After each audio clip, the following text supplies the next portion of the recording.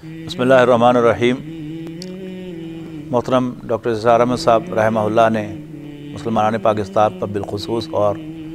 बकिया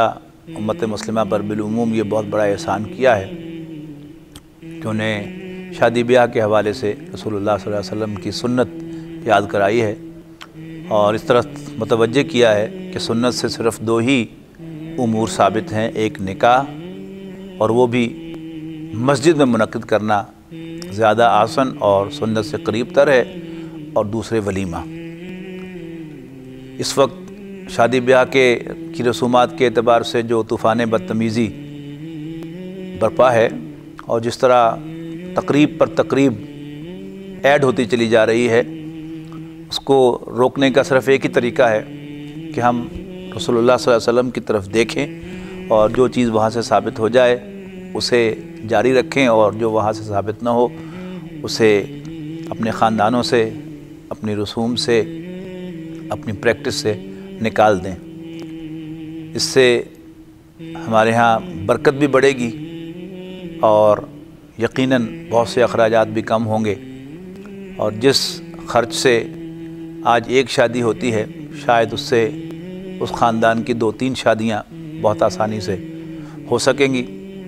असल काम सिर्फ़ इसकी अहमियत को समझने और फिर उसके बाद हिम्मत करने का है। रिवाज एक बोझ है जो इंसान ख़ुद अपने ऊपर लाते हैं, और नबी अकरम सल्लल्लाहु अलैहि वसल्लम को अल्लाह ताला ने भेजा ही इसलिए था कि आप लोगों के वो बोझ उतारें जो उन्होंने अपने ऊपर लादे हैं, और वो तॉक्स, वो कॉलर्स खोलें जो उन्होंने अपने गर्दनों के गिर्द चढ़ा लिए हैं, ताकि उनके लिए आसानी पैदा हो। अल्लाह ताला हमारे लिए आसानियाँ पैदा करे और नबी अकरम सल्लल्लाहु अलैहि वसल्लम की सुन्नत को बहैसियत मजमूई इख्तियार करने की तौफ़ीक दे कि हम जैसे नमाज में देखते हैं कि हुज़ूर सल्लल्लाहु अलैहि वसल्लम नमाज कैसे पढ़ते थे, ऐसे ही हम शादी ब्याह में भी देखें कि आप शादी ब्याह कैसे मुनक़िद करते थे, और मौत फौत पर भी देखें कि आप इस मौका पर क्या करते थे।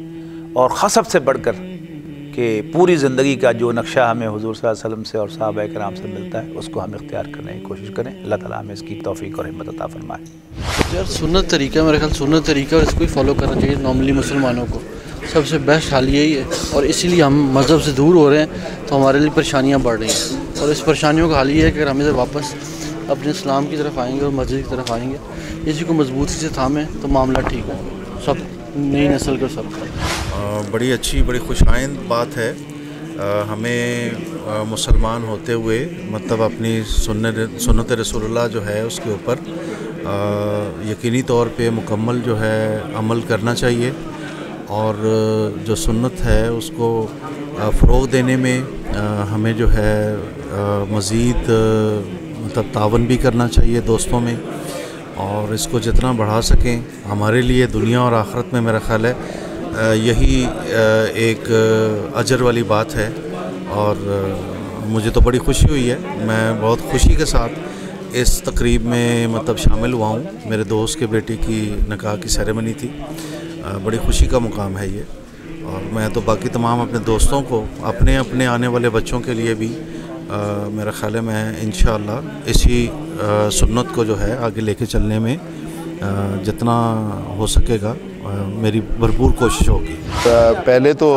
इतनी फॉर्मल कभी शमूलियत नहीं की, लेकिन अल्हम्दुलिल्लाह ये इनकी डिसीजन जो थी ये दोनों ख़ानदानों की ये बहुत अहम थी, और इसमें जो हमें सबसे बड़ी चीज़ है वो तक़वियत बहुत मिली है। और एक निकाह तो हो ही जाना था, जो उसने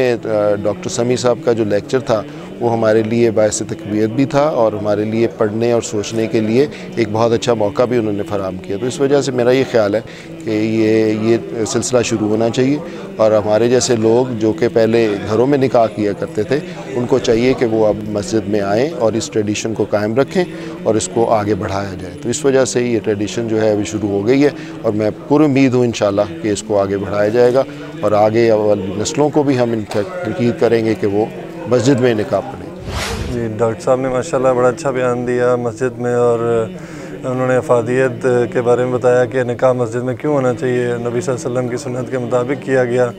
और अल्लाह ताला इन दोनों ख़ानदानों के लिए बरकत पैदा करे इसमें, और इनके लिए बाइस अजर बनाए इसे दुनिया में भी और आखिरत में भी। और बेसिकली लोगों को इंट्रोड्यूस कराना भी था कि बहुत बड़ी